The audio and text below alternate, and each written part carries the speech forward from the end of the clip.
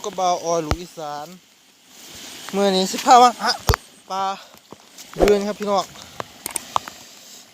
นี่ครับพี่น้องครับ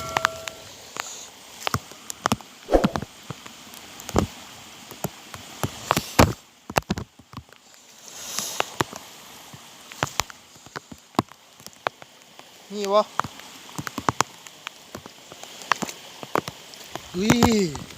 เฮ้ยเฮ้ยเอ้ยเบิ่งครับพี่น้องเบิ่งครับพี่น้องปลาคอไงครับพี่น้องมาเอา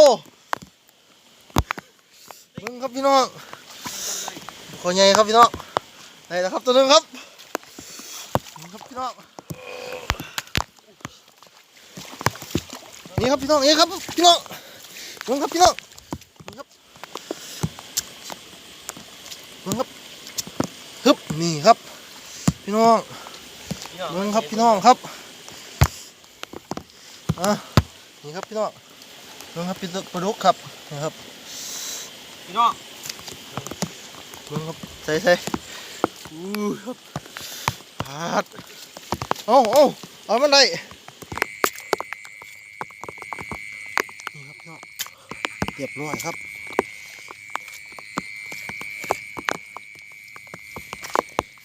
อ้าม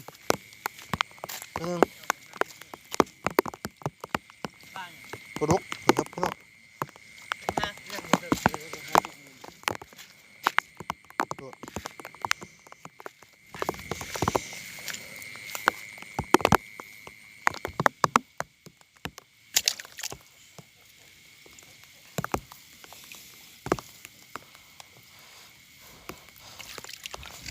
อ้าม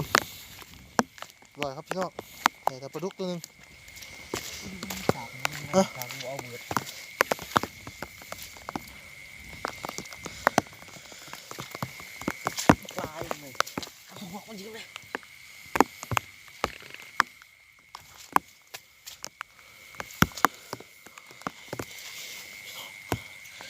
ตามหลาเบิดขบวนเถอะขอโทษนะครับที่ภาพบ่ชัดนะครับพี่น้อง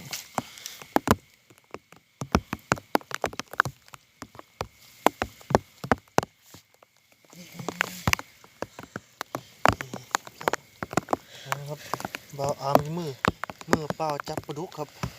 ปากมือเลย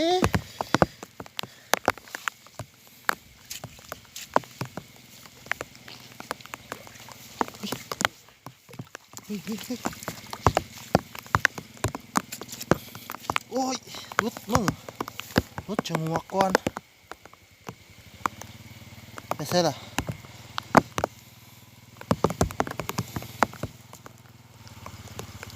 เอาบ่ถือมันแม่งถือขามัน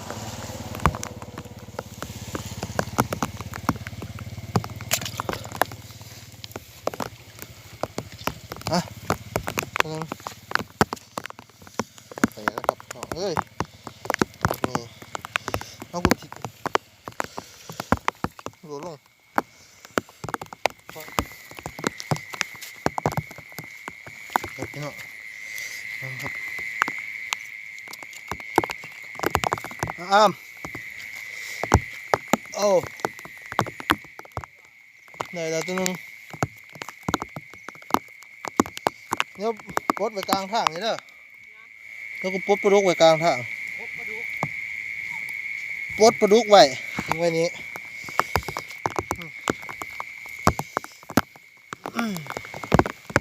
เบื้องบ่าวอามหาปลาครับพี่น้อง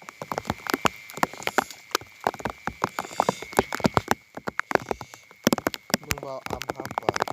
คมแหลมมันตู่วะเหรอนั่นเลยถอดเกียร์ใหม่เชิงวอกเดียวไว้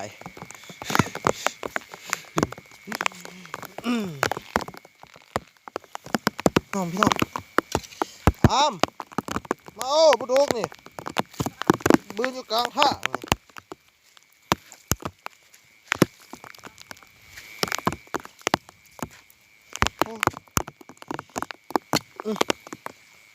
มันมาเอา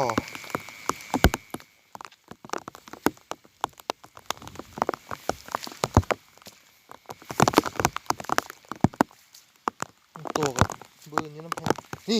3-4ตัวอ้ำโอ้นี่3ตัวเบิ่งพี่น้องนี่ครับพี่น้องปลาดุกนี่ตัวนึงนี่เรียบร้อยเน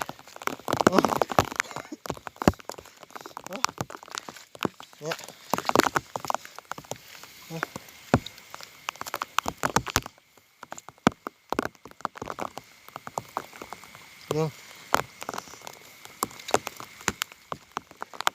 พี่น้องเห็นพันบ่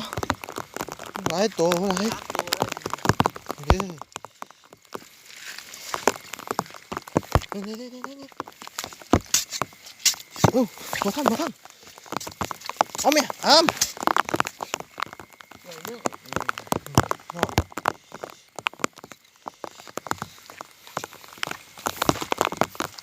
มียางจับไม่ได้ก็โดดเบิ่งพี่น้องครับปลาดุกครับนี่ตัวนึงครับพี่น้อง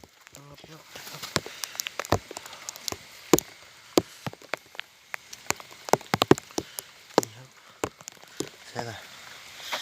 มันสิรุดไปลงไปพุ่นน่ะได้หันนี่เสียวดื่มเอายาคมปองเอ้ยนี่อ้ำปลุกแทงเอานี่สองตัวปลุกหน่อยนี่น้ำมุ้มีนี่ตัวนั้นบ่ถือหัวสับแทงห่างโพดมันบ่ถือแทงห่างโพดแทงกลางลำโตลูกเล่นเอาแต่หัวเนาะเอาไปกลางลำโตนี่จะปลุก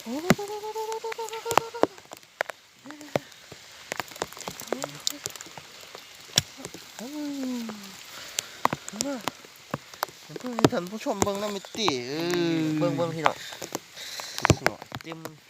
นี่ตัวนึงนี่แล้วนี่ตัวนึงเยอะน้ำคุณเว้ยย่างกินเบิ่งก็ปลุกนี่อ้ำนี่ตัวนึงนี่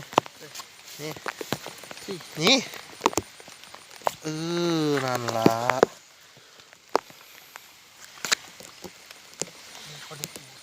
นี่ตัวนึงนี่พี่นี่นั่นเห็นบ่เนี่ยหันนะนี่ละนี่หัวมันนี่พี่ได้อยู่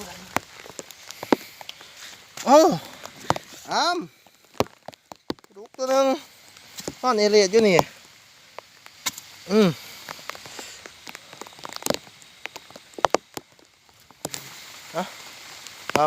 รุ่นของมันใช่ปะไม่ใช่รุ่นนี้พ่อใหญ่ลูกไปเหรอวะ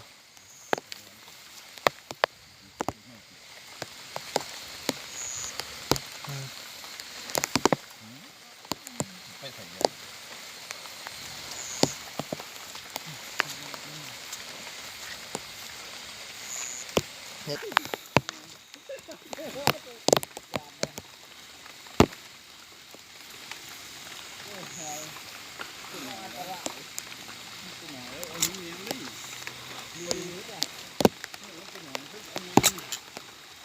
คุณอ้ำตัวใหญ่อ้ำ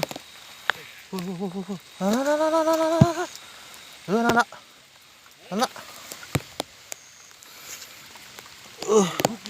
โอ้ยขาดที่ดิดเราคู่หมอหำเห็ดซักกระโดดเด็กโอ้เด็กสมองเหรอสุ่มซักได้เถอะ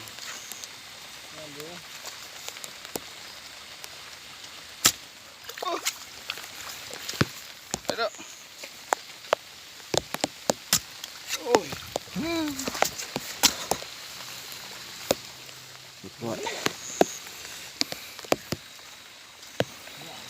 อ้ำ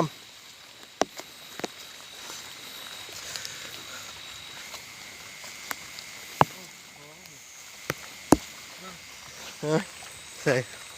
โอ้ เอาเสียบแบบเนี้ยอย่างนี้เลยบ่ เออ เสียบแบบสอง เอาเร็วเนาะ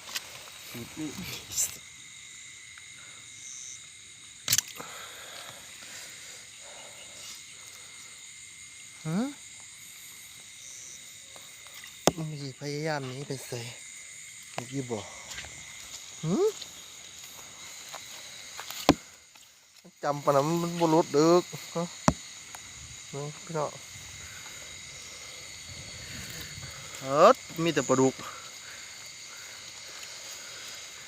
กลัวเอาเมื่อสักก่อนไปนี่ตัวนึงมันบ่นี่มันเมียนเลย แม่นแม่นแม่นแม่นแม่น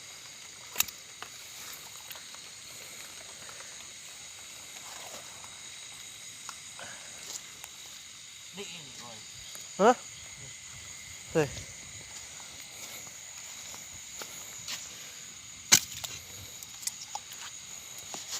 อ่ะ